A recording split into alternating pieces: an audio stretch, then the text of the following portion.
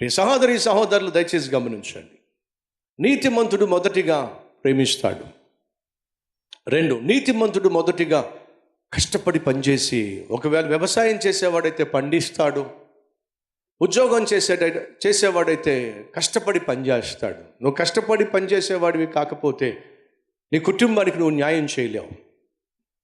నువ్వు కష్టపడి పనిచేసేటటువంటి ఇల్లాలివి కాకపోతే నీ కుటుంబాన్ని నువ్వు నిర్మించుకోలేవు. నువ్వు కష్టపడి చదివేటటువంటి స్టూడెంట్వి కాకపోతే అమ్మ నాన్న కన్న కలలు సాకారం చేయటం నీ వల్ల కానే కాదు. కాబట్టి చెప్తున్నా, కష్టపడి పండించో, కష్టపడి పని చేయి. అప్పుడు ఏం జరుగుతుందో బైబిల్లో ఉంది, చూద్దాం రండి. నీతిమంతుడు కష్టపడి పండిస్తాడు, ఆ తర్వాత ఏం చేస్తాడు? 12వ వచనము, నీతిమంతులు వేరు చిగుర్చును. ఏమిటట? నీతిమంతుల వేరు చిగుర్చును అంటే అర్థం ఏమిటి? ఫలిస్తాడు. నువ్వు పండిస్తేనే కదా ఫలించేది. నువ్వు కష్టపడితే కదా, కష్టే ఫలే అన్నారు పెద్దలు. కష్టే ఫలే, కష్టపడితేనే కదా నువ్వు ఫలించేది. నీతిమంతుడు కష్టపడాలి. సహోదరి సహోదరులు, నీతిమంతుడికి ఉన్న తత్వం ఏమిటంటే కష్టపడే తత్వం. నీలో కష్టపడే తత్వం లేకపోయినట్లయితే, సోమరితనం నీలో ఉన్నట్లయితే, బద్ధకం నీలో ఉన్నట్లయితే ఖచ్చితంగా నువ్వు నీతిమంతుడివి కానీ కాదు. ఎందుకనంటే 128వ కీర్తనలో ఈ మాట రాయబడి ఉంది. ఎవడో తెలుసా? చూద్దాం రండి. మొదటి 2 వచనాలు. యెహోవా యందు భయభక్తులు కలిగి ఆయన త్రోవల యందు నడుచువారందరూ ధన్యులు. ఆ తర్వాత మాట చూడండి, నిశ్చయముగా నీవు నీ పక్కవారి కష్టార్జితం అని ఉందా బైబిల్లో? మీ పక్కవారి అని ఉందా అండి? నిశ్చయముగా, నిశ్చయముగా నీవు నీ చేతుల కష్టార్జితము అనుభవించదవు. నీవు ధన్యుడవు. మంచి మాట. నీవు ధన్యుడవు. ధన్యుడవు అని తెలుగులో ఉంది కదా, ఇంగ్లీష్లో ఏముందో తెలుసా? బ్లెస్సెడ్ అంటే అర్థం తెలుసా? ఆశీర్వదించబడిన వాడు. మరొక ట్రాన్స్లేషన్లో ఏముందో తెలుసా? Happy. Happy is the man. అనగా ధన్యుడు అని అంటే దీవించబడిన వాడు, ధన్యుడు అని అంటే సంతోషంతో నింపబడిన వాడు. నీవు నిశ్చయముగా నీ కష్టార్జితాన్ని అనుభవించాలి అని దేవుడు ఆశిస్తున్నాడు. అనగా కష్టపడకుండా నువ్వు సులభంగా డబ్బులు సంపాదించే మార్గాన్ని ఎన్నుకోవద్దు. దయచేసి గమనించండి. ఒక వ్యక్తి పైకి రావాలంటే ఏం చేయాలి? 6 అంతస్తులు 7 అంతస్తులు బిల్డింగ్ ఉందనుకోండి. 6 అంతస్తులు 7 అంతస్తులు బిల్డింగ్ ఉన్నట్లయితే అడుగుతున్నాను, మనం దేన్ని ప్రిఫర్ చేస్తాం? మెట్లు ఎక్కే ప్రయత్నం చేస్తామా? లిఫ్ట్లో వెళ్ళే ప్రయత్నం చేస్తామా? లిఫ్ట్లో వెళ్ళిపోయే ప్రయత్నం చేస్తాం. ఎందుకంటే సుఖం. కానీ దయచేసి గమనించండి, మెట్లు ఎక్కుంటూ పైకి వెళ్ళేవాడు మధ్యలో ఆగిపోయే ప్రసక్తి లేనే లేదు. లిఫ్ట్ ఆగిపోయే ఛాన్స్ ఉంది. కరెంటు పోయిందనుకోండి, లోపల వీళ్ళ పని అయిపోయినట్టే. ఆధ్యాత్మిక జీవితంలో పైకి రావడానికి లిఫ్టులు అనేవి లేనే లేదు. ఆధ్యాత్మిక జీవితంలో పైకి రావడానికి, సేవా జీవితంలో పైకి రావడానికి దయచేసి గమనించండి, ఎలివేటర్స్ లేవు, లిఫ్టులు లేవు.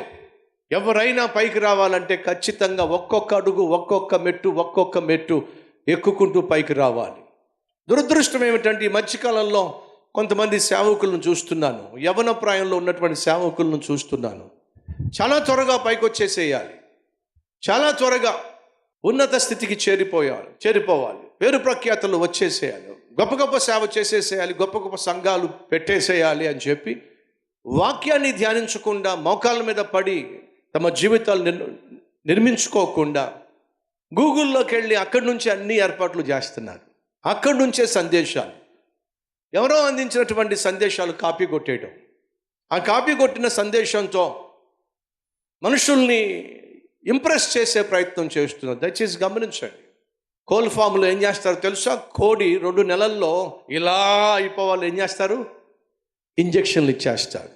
అలా తక్కువ సమయంలో బలంగా తయారయ్యేటటువంటి కోడి ఎప్పటికీ ఆరోగ్యము కానే కాదు. అలాగే తక్కువ సమయంలో లిఫ్ట్లో పైకి వచ్చేసేటటువంటి సేవను కోరుకునే వాళ్ళు ఎప్పటికీ కూడా ఆశీర్వాదంగా, ఆదర్శంగా ఉండనే ఉండరు. సహోదరి సహోదరులు, కష్టపడి పైకి వస్తేనే ఆ కష్టానికి తగిన ఫలితం ఉంటుంది. వాళ్ళ పొట్ట వీళ్ళ పొట్ట కొట్టి పైకి వచ్చినట్లయితే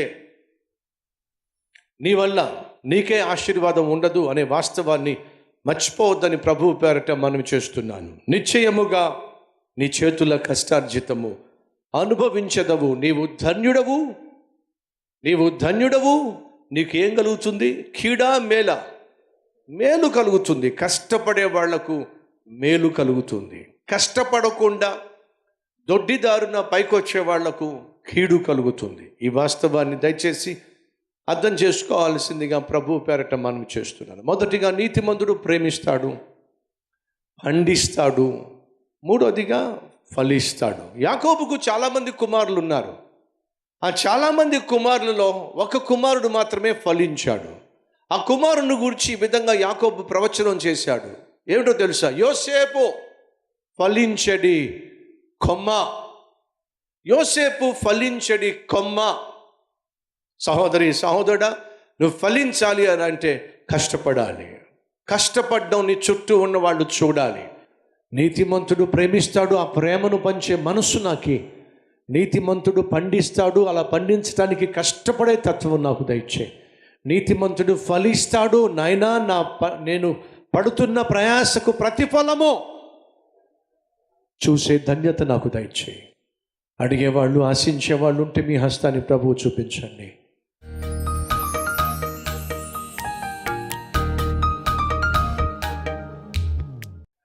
పరిశుద్ధుడు అయిన ప్రేమ కలిగిన తండ్రి, సత్ప్రవర్తన కలిగిన నీతిమంతుడు ప్రేమిస్తాడని, పండిస్తాడని, ఫలిస్తాడని, పంచేస్తాడని, ప్రకాశిస్తాడని విలువైన సందేశం ద్వారా మాతో మాట్లాడావు. విత్తబడిన ఈ వాక్యాన్ని మా హృదయంలో ఫలింపచేయండి నాయన. పండించండి నాయన. పని చేయులాగున చేయండి ప్రభువా. నీ వాక్యం మాలో ప్రకాశించి నాయన మేము ఈ లోకాన్ని ప్రభువా వెలిగించే కృప మాకు దయచేయండి అయ్యా. లోకానుసారమైన జీవితాన్ని దూరం చేయండి అయ్యా. లోకంలో మేము కలిసిపోకుండా, లోకంతో మేము మిళితమైపోకుండా, లోకస్తులుగా జీవించకుండా ఆయన నీ బిడ్డలుగా జీవించే కృప మాకు దయచేయండి అయ్యా. యేసు నామం పేరట వేడుకుంటున్నాం తండ్రి. ఆమెన్.